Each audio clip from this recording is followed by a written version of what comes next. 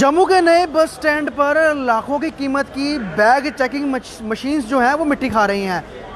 ठीक 2 दिन पहले हमने आपको रिपोर्ट दिखाई थी और डिस्क्रिप्शन में हम आपको वो लिंक भी शेयर कर देंगे जिसमें आप जाके देख सकते हैं कि 2 दिन पहले हमारी क्या रिपोर्ट थी, जिसमें जनरल बस स्टैंड जो नया बना है उसकी क्या सूरत हाल थे, सिक्योरिटी पॉइंट ऑफ व्यू से किस तरह की उस समय वहाँ पे मशीनरी थी। हालांकि कल उधमपुर में जो रात को 10:22 पे एक धमाका होता है बस के अंदर और सुबह 6 बजे जो बस स्टैंड में खड़ी बस में धमाका होता है, उसके बाद से पूरे जम्मू कश्मीर में हाई अलर्ट है और ख़ासतौर पे रेलवे स्टेशन, एयरपोर्ट और बस स्टैंड में सुरक्षा बढ़ाई गई है। लेकिन प्रशासन जम्मू का और ख़ास तौर पे पुलिस शायद अभी भी नहीं जागी है, क्योंकि लाखों की कीमत की ये बैग चेकिंग एक्सरे मशीन्स जो हैं ये बंद पड़ी हैं।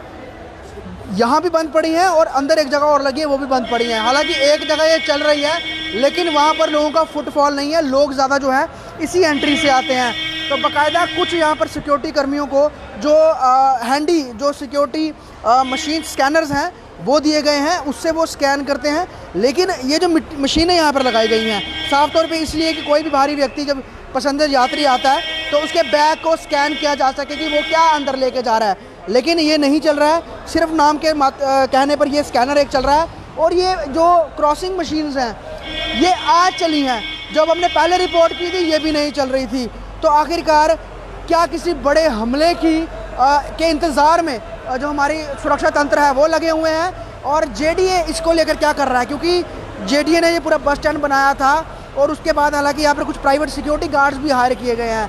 लेकिन आतंकवादियों से लड़ने की चुनौती में यहाँ पर क्या कुछ सुरक्षा जो है वो जम्मू के नए बस स्टैंड पे मुहैया कराई गई है वो आप साफ तौर पे देख रहे हैं। अभी यहाँ पर कोई पुलिसकर्मी नहीं है, ये निजी ये सुरक्षा कर्मी आप देख सकते हैं, सिक्योरिटी गार्ड हैं।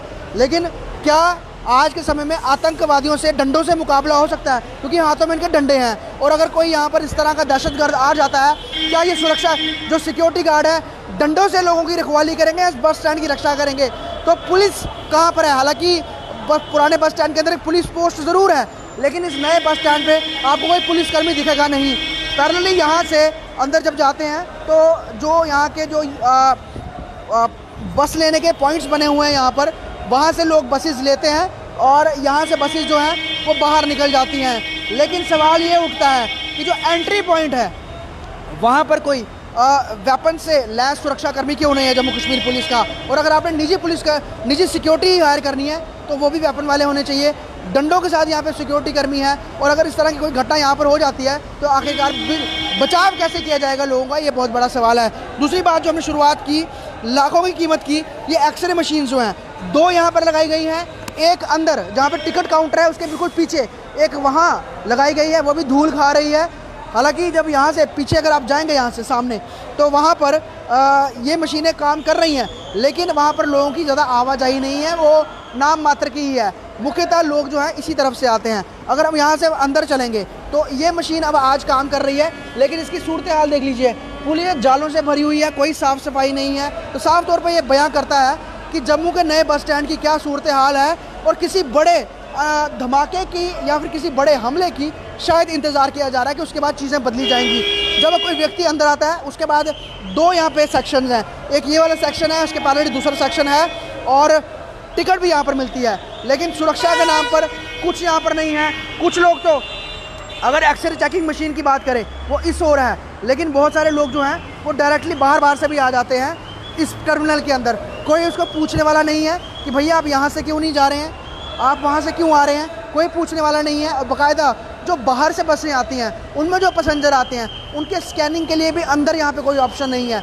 एक मशीन ज़रूर लगाई गई है लेकिन वो भी चलती नहीं है।